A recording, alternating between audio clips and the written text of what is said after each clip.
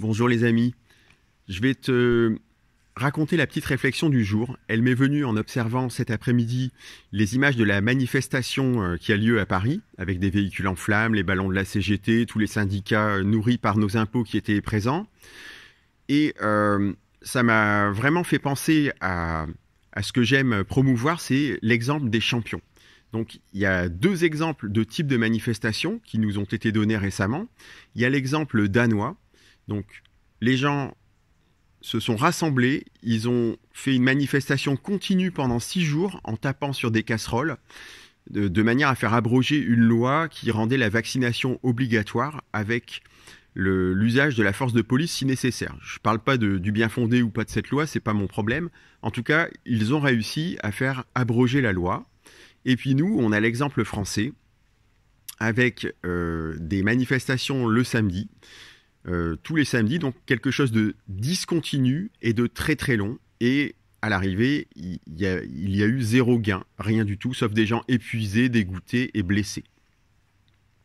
Alors je vais te raconter ce qu'on apprend aux élèves de l'ENA. Donc à l'ENA, on leur raconte l'histoire des Curiaces et des Horaces. Donc au moment de la fondation de Rome, tu as deux tribus qui s'affrontaient. Pour éviter de se massacrer mutuellement, ils ont désigné chacune 3 champions. Donc les Romains avaient 3 champions qu'on a appelés les Horaces, et ceux d'en face, ils ont désigné 3 champions qu'on a appelés les Curiaces. Donc ils se mettent à se battre, et très rapidement, il y a 2 Horaces qui se font massacrer par les Curiaces, et il ne restait donc plus qu'un seul Horace. Et pendant le combat, les Curiaces, ils ont quand même pris quelques petits coups d'épée, ils étaient un peu blessés. Alors, que fait le Horace? Eh bien, il se dit, si j'attaque les 3 Curiaces en même temps, je vais me faire massacrer à mon tour, et ce sera perdu pour ma tribu.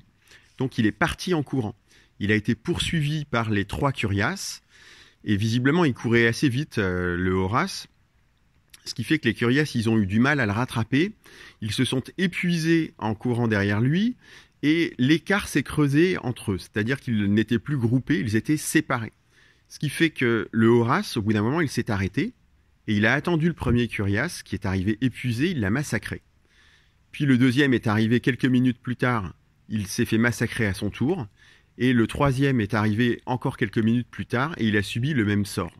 Ce qui fait que, en fait, en épuisant l'adversaire, et en le divisant, il a été facile au Horace survivant de l'emporter.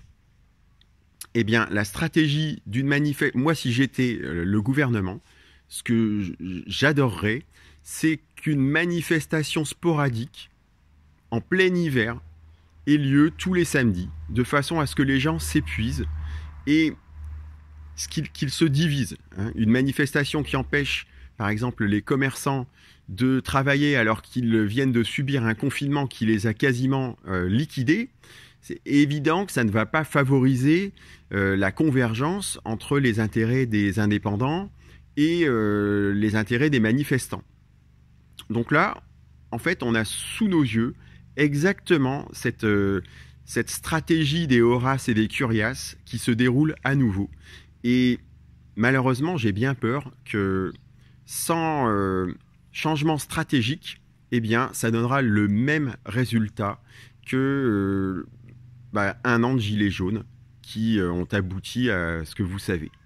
Donc j'aimerais vraiment bien que tout le monde réfléchisse, qu'on évite de porter le coup de grâce à nos amis indépendants qui vraiment sont à genoux, et qu'on réfléchisse intelligemment à ce qui pourrait être fait de constructif qui ne s'attaquerait finalement qu'à la vraie cible.